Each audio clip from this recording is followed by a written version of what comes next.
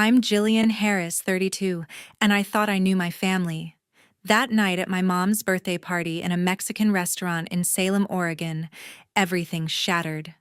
I'd planned it all, booked the best table, hung streamers, invited their closest friends to make her day special. The laughter was loud, the tacos were perfect, and I was smiling, thinking we were finally close again. Then my dad stood up, glass in hand, and dropped a bomb. "We're taking back the house you're living in," he said, voice cold. "It's ours. You've got 48 hours to pack." My stomach dropped. The room spun. I stared at him, waiting for a joke that never came. "What?" I managed, my voice sharp. He shrugged, casual as ever. "We'll talk after the cake." My mom just looked away, silent. I didn't wait for the candles. I grabbed my purse, walked out, my heels clicking on the tile, heart pounding with questions. Was the house really theirs? I'd poured everything into it.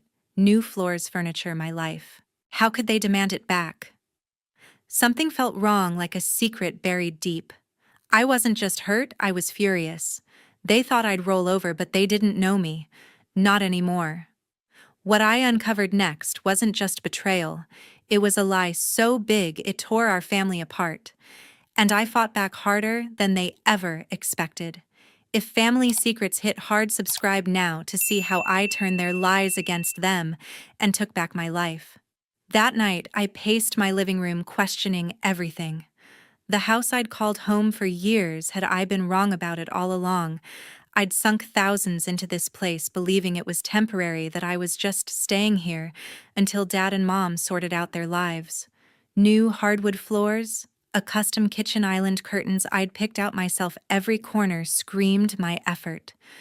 But Dad's words at the party, his cold demand to take back the house, gnawed at me. I wasn't about to let them push me out without a fight.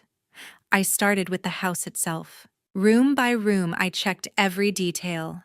The dining table I'd bought last spring, the bookshelf I'd refinished, the paint I'd chosen for the walls. Each one a piece of me. If this was their house, why had I been the one pouring money into it? Doubt crept in, sharp and heavy. I climbed the stairs to the attic, where old boxes gathered dust. Maybe there was something, anything, to explain what was going on. In a corner, buried under holiday decorations, I found a metal lockbox. My hands shook as I pried it open. Inside were papers, utility bills, mortgage statements, all in my name, Jillian Harris. But one document caught my eye, a yellowed envelope labeled Property Records. My heart raced. I pulled out a title deed dated years back, from before I'd moved in. The names weren't Dad's or Mom's. They were my grandparents'. And there, in faded ink, was a note to Jillian upon our passing. My breath caught. Was this real? Had they lied to me? I grabbed my phone, dialing a locksmith before I could second-guess myself. "I need new locks on every door," I told him, voice steady. "Can you come first thing tomorrow?" He agreed, promising to be there by 8. I hung up, feeling a spark of control. If Dad and Mom thought they could just walk in, they were wrong. This house wasn't theirs to claim, not yet, not until I knew the truth. Next, I needed answers. I scrolled through my contacts, landing on a lawyer I'd met at a networking event last year. Her name was Ellen Sharp, and no nonsense. I sent her a text, urgent. "Need to verify property ownership. Can we talk tomorrow?" Her reply came fast. "Call me at 9. I set a reminder, my mind racing. If this house was mine, why had Dad acted like it was his? What else were they hiding back in the attic? I sifted through more papers, tax records, all in my name. A letter from a bank addressed to me, mentioning a paid-off mortgage. My head spun. I'd been paying utilities, taxes, everything, thinking I was helping them out. But these documents told a different story. One page mentioned a trust, something about inheritance for Jillian Harris. I didn't understand it all, but it was enough to make me question every word Dad had ever said about this place. The clock read 2 a.m. I sat on the attic floor, papers scattered around me. My whole life in this house felt like a lie. I'd trusted them, believed their story about letting me stay here out of kindness. But that note from my grandparents, it changed everything. I wasn't just a guest in their house. This was mine, or at least it might be.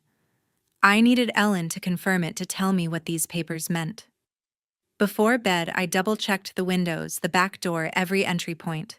I wasn't taking chances. If Dad showed up with a key, he'd find himself locked out. My phone buzzed a text from Mom. I ignored it, not ready to hear her excuses. I climbed into bed, clutching the envelope from the attic. Sleep didn't come easy. My mind churned with questions. Why had they lied? What were they planning? I didn't know yet, but I was done being their pawn. Tomorrow, I'd start fighting back. The next morning, my lawyer had unsettling news. Ellen's voice crackled through the phone, calm but urgent. Jillian, I ran a credit check like you asked. Your dad opened a loan in your name, $3,000 taken last year. My heart sank. I gripped the phone, pacing the kitchen. What do you mean in my name? I asked, voice tight. She explained Dad had used my social security number, my address, everything. A small business loan tied to my credit without my consent. I felt sick. How could he do this behind my back? I hung up, my mind racing. This wasn't just about the house anymore. Dad had crossed a line, digging into my financial life like it was his to control. I opened my laptop, logging into my bank account. Sure enough, there was a notification, a credit inquiry I hadn't authorized. My fingers trembled as I dialed the bank. I need to freeze my credit, I told the representative, keeping my tone firm. Someone's using my information without permission.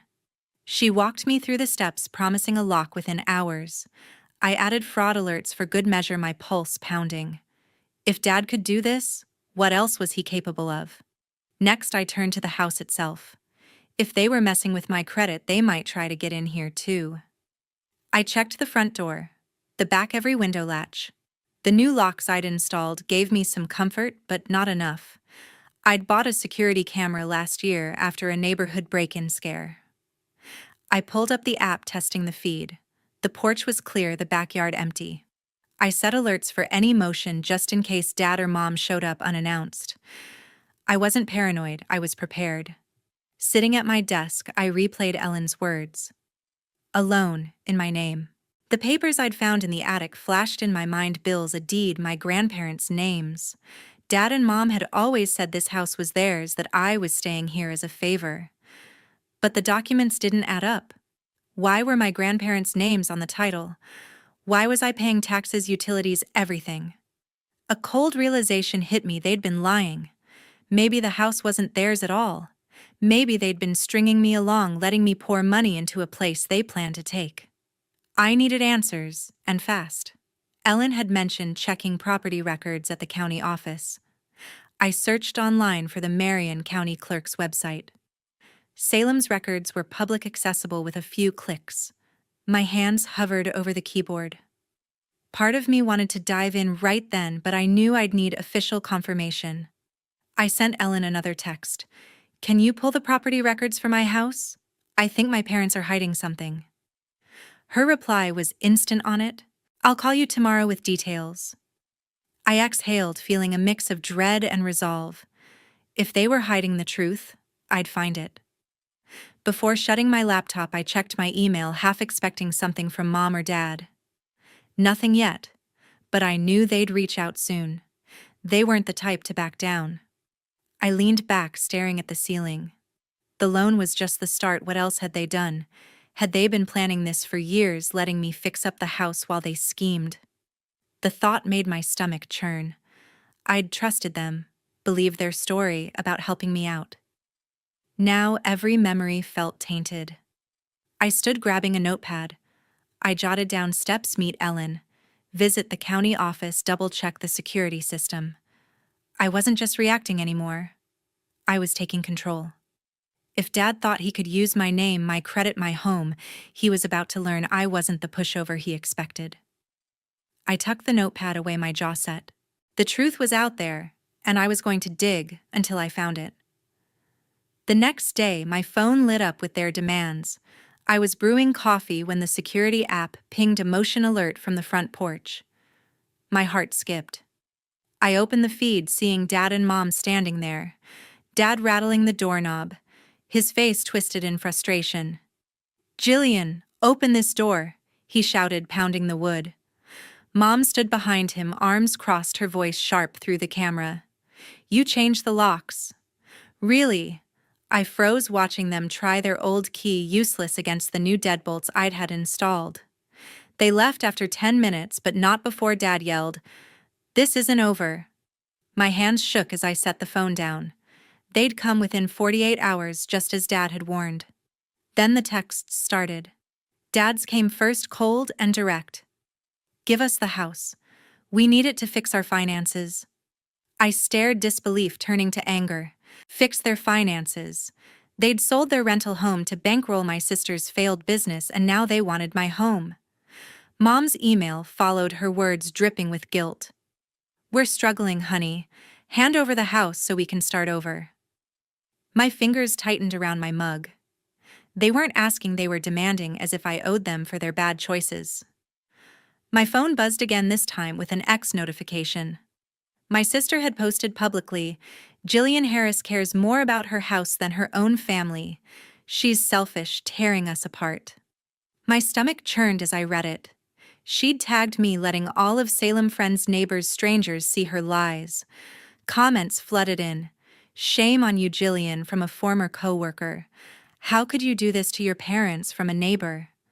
Each word stung, a public attack meant to break me. I wanted to fire back, to tell the world they were the ones scheming, but I held back. She wanted a fight, I wouldn't give her one. That afternoon, the doorbell rang. It was Renee, my friend since high school, holding 2 takeout coffees. "I saw your sister's post," she said, stepping inside, her voice soft. "It's rough, but maybe you could talk to them. They're in a tough spot." She handed me a coffee, her eyes searching mine. "Family's worth fighting for, right?" I sipped the drink, its warmth doing nothing to ease the knot in my chest. Renee didn't know about the loan Dad took in my name, the lies about the house. "They're not struggling." "Renee," I said, my voice firm, "they're trying to take what's mine." She frowned, pushing back. "But what if you just met them halfway? Sorted it out?" I shook my head, resolute. "No. They don't get to bully me out of my home." After Renee left, I sat at my desk rereading the texts, the email, the X post. Each one felt like a blade cutting deeper. Dad's demands, Mom's manipulation, my sister's betrayal, they were relentless. I'd spent years thinking this house was theirs, pouring my savings into it, believing I was the lucky one. Now they wanted it because their gamble on my sister's business had crashed. I blocked Dad's number, then Mom's, my finger steady. My sister's contact stared back at me. I left it unblocked, a small defiance. Let her see I wasn't caving. I opened X again, the post still racking up comments. I could have responded, spilled the truth. But that's what she wanted, a public spectacle. Instead, I reported it for targeted harassment, my clicks deliberate. It wouldn't erase the damage, but it was something. I checked the security app, replaying the clip of Dad banging on the door. No new alerts, but I wasn't relaxing. I added "call locksmith" for extra deadbolt to my to-do list, my pen pressing hard into the paper. Alone on the couch, the weight of their attacks settled in. They weren't just fighting for money, they were trying to break my spirit. Dad's shouting, Mom's emails, my sister's lies. They thought they could guilt me into surrender. But I wasn't that Jillian anymore. I'd seen their deception, felt their betrayal. I stuck a note on my fridge. "Stand firm." It was my promise to myself. They could push all they wanted, I wasn't giving up. A week later, Aunt Marjorie called from Portland. Her voice, warm but heavy, came through the phone. "Jillian, we need to talk about the house," she said. I gripped the receiver, my pulse quickening. Aunt Marjorie rarely called. Her falling out with Barbara years ago had kept her at a distance. "What about it?" I asked, bracing myself. She took a breath, then dropped the bombshell. "That house isn't Charles and Barbara's. It's yours. Your grandparents left it to you in their will." My knees buckled. I sank into a chair, the words echoing in my head. "Mine," I whispered. Marjorie explained, her tone steady but laced with regret. Before my grandparents passed, they'd told her their plan. The house in Salem was meant for me, Jillian Harris, their only granddaughter to inherit outright. They'd written it in their will clear as day. But Charles and Barbara had kept it secret, telling me I was just staying there, that it was their property. My hands shook as I processed it. All those years fixing up the floors, paying taxes, believing I was a guest, they'd lied to me. Why didn't you say anything? I asked, my voice sharp. Marjorie sighed. I tried years ago, but Barbara shut me out. She said it was their business, not mine.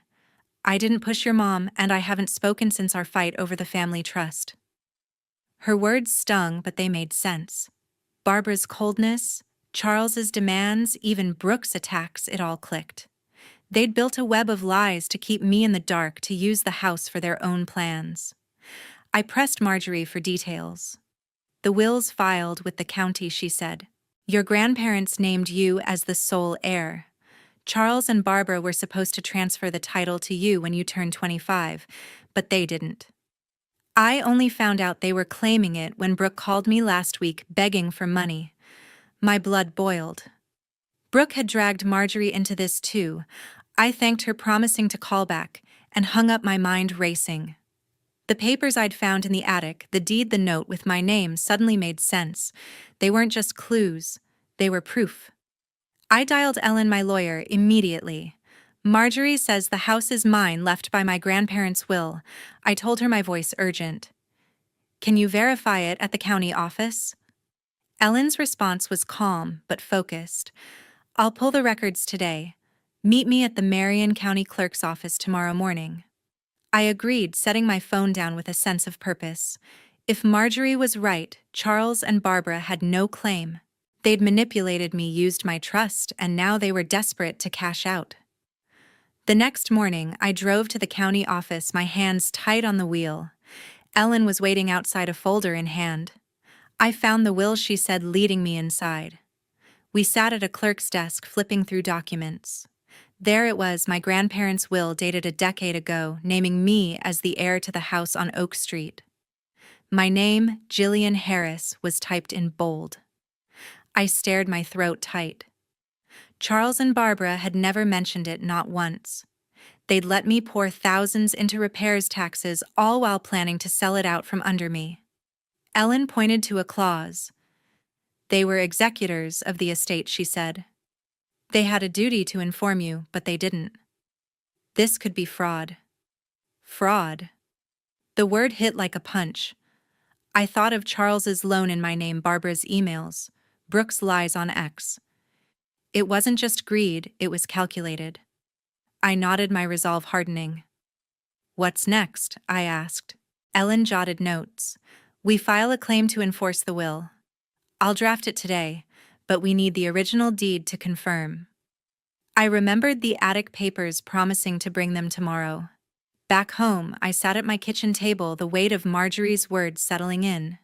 My grandparents had wanted me to have this house a home, a future. Charles and Barbara had stolen that, twisted it for their own gain. Brooke's involvement hurt the most she'd known, or at least suspected, and still turned on me. I wasn't just fighting for a house anymore. I was fighting for the truth, for what was mine. I pulled out a notebook, writing one word: justice. This wasn't over, not by a long shot. 2 months later, a notice from the county hit me hard. The envelope, stamped with the Marion County Clerk's seal, sat heavy in my hands. I tore it open, scanning the words, title amendment filed by Charles Harris. My stomach dropped. Charles had forged documents, slipping his name onto the deed of my house, the same house my grandparents had left to me. The audacity burned through me.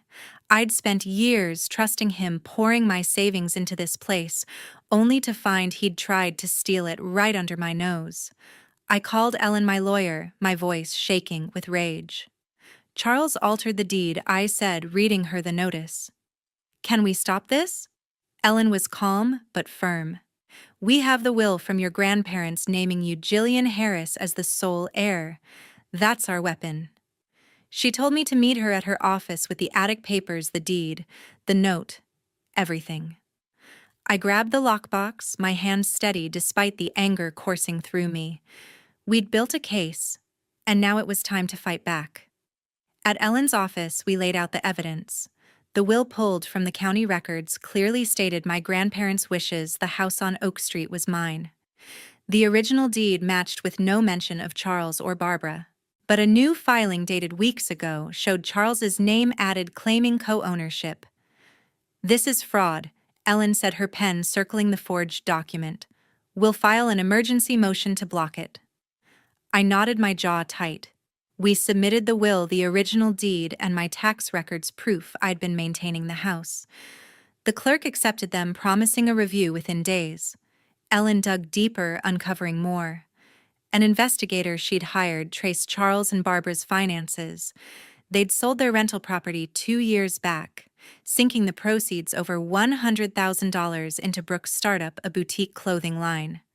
It had tanked within months, leaving them desperate. "That's why they're after your house," Ellen said, sliding a report across her desk. "They're broke, and they think selling your property will bail them out." I stared at the numbers, my anger mixing with pity. They'd gambled on Brooks' dream and lost. But that didn't justify stealing from me. The final straw was the loan Charles had taken in my name. That $3,000 debt uncovered months ago wasn't a one-off. Ellen found 2 more unauthorized accounts tied to my Social Security number totaling $10,000. My head spun. Charles and Barbara hadn't just hidden the will, they'd used my identity to fund their schemes. I leaned forward, my voice cold. "I want to sue them. For everything." Ellen nodded, pulling out a legal pad. "We'll file for fraud, identity theft, and breach of fiduciary duty. They were executors of your grandparents' estate. They had no right to manipulate you. We drafted the lawsuit that afternoon. The complaint listed it all: the concealed will, the forged deed, the unauthorized loans. I signed my name, Jillian Harris, with a steady hand, each stroke a declaration of war." Ellen filed it with the county court, her efficiency a lifeline. "This will freeze any sale of the house," she said. "They can't touch it until the judge rules." I exhaled relief, mixing with dread. This was real now, a legal battle against my own family. Back home, I sat at my kitchen table, the county notice still in front of me. The security cameras hummed, a reminder of the locks I'd changed, the steps I'd taken to protect what was mine.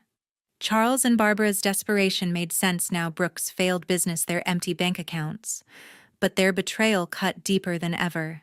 They'd lied, manipulated, and forged documents, all to take what my grandparents had left me. Brooks' role stung too. She'd known about their plans, maybe even pushed them. I opened my laptop, checking for updates from Ellen. An email confirmed the motion was filed with a hearing set for next month. I closed the screen, my resolve hardening. This wasn't just about a house anymore. It was about justice, about reclaiming what was mine. The court date came in early spring.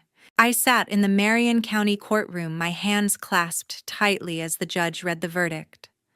Charles and Barbara were found guilty of fraud, concealing my grandparents' will, forging the deed, and misusing my identity for loans. The defendants will pay a fine of $10,000, the judge declared, her voice steady. I exhaled, relief washing over me. The house on Oak Street was mine, as it always had been. Charles sat stone-faced, Barbara's eyes downcast. They didn't look at me, not once. Word spread fast in Salem. By the next week, neighbors who once nodded politely now turned away when Charles and Barbara passed. Old friends stopped inviting them to gatherings, their names whispered in disdain at the local diner. "Did you hear about the Harrises I overheard at the grocery store?" My cart paused by the bread aisle. "Tried to steal their daughter's house." The shame clung to them, a public fall from grace. I felt no joy in it, just a quiet satisfaction that their lies had caught up with them. My phone pinged one evening with a message from Brooke. "I'm sorry, Jillian," it read. "I was wrong to post those things. Can we talk?" I stared at the words, her apology hollow after months of venom. Her ex-post had painted me as the villain rallying strangers against me. Now, with the court ruling public, those same strangers turned on her. Comments on her profile called her out. "You lied about your sister," one read. "Disgraceful," said another. I hovered over the reply button, tempted to lash out. Instead, I set the phone down, leaving her message unanswered. She didn't deserve my forgiveness, not yet. I decided to sell the house. It was mine, hard-won, but every room carried memories of betrayal. Charles's demands, Barbara's emails, the locks I'd changed to keep them out. I met with a realtor, a sharp woman named Clara, who walked through the house noting its upgrades. "You've done wonders here, Gillian Harris," she said, jotting down the refinished floors, the new roof I'd paid for. We listed it at a competitive price, and within weeks, a young couple offered above asking. I signed the sale papers, my signature steady, and the profit, nearly $200,000, hit my new bank account, one Charles and Barbara could never touch. I opened that account the day after the verdict at a credit union across town. Every cent from the sale went there, a fortress for my future. I sat at my temporary apartment, a small but bright place I'd rented, and checked the balance online. The numbers glowed, a testament to my fight. I'd spent years believing I was a tenant in my own home, manipulated by those I trusted most. Now I was free, financially, emotionally, completely. The community's reaction to Charles and Barbara didn't fade. A neighbor, Mrs. Larson, stopped me at the mailbox one day. "You did the right thing," she said, her voice kind but firm. "They had no right to treat you like that." Others nodded in agreement when I passed their support, a quiet balm. Salem was small, and trust was currency. Charles and Barbara had spent theirs. I heard they'd moved to a smaller house, scraping by their social circle, gone. Brooke's messages kept coming, each one more desperate. "Please, Gillian." I didn't know everything one said. I didn't reply. Her words on X had cut deep, turning friends against me, and her apology felt like too little, too late. I archived her texts, letting silence be my answer. Maybe one day I'd forgive her, but not now, not when the wounds were still fresh. I walked through my apartment, the walls bare but full of possibility. The money from the house sale was a foundation, a chance to start over. I didn't need the house to feel at home anymore. I'd built that strength within myself. I pulled out a notebook, writing one word, forward. It was my promise, my truth. Charles, Barbara, and Brooke had tried to take everything, but I'd won, not just the house, but my life back. 6 months later, I stood in my new apartment, finally free. The space was small, but mine filled with light and the scent of fresh paint. I'd hung a few photos, my favorite books stacked on a shelf, each choice a step toward a life I built alone. My job at a local nonprofit kept me busy, drafting proposals by day, meeting colleagues for coffee after hours. For the first time in years, I felt peace. No demands, no lies, just the quiet rhythm of my own days. I hadn't spoken to Charles, Barbara, or Brooke since the trial. Their numbers stayed blocked, their messages unread. I'd seen enough of their manipulation, Charles's schemes, Barbara's guilt trips, Brooke's attacks. Cutting them out wasn't easy, but it was necessary. My inbox was empty of their names, and I wanted it that way.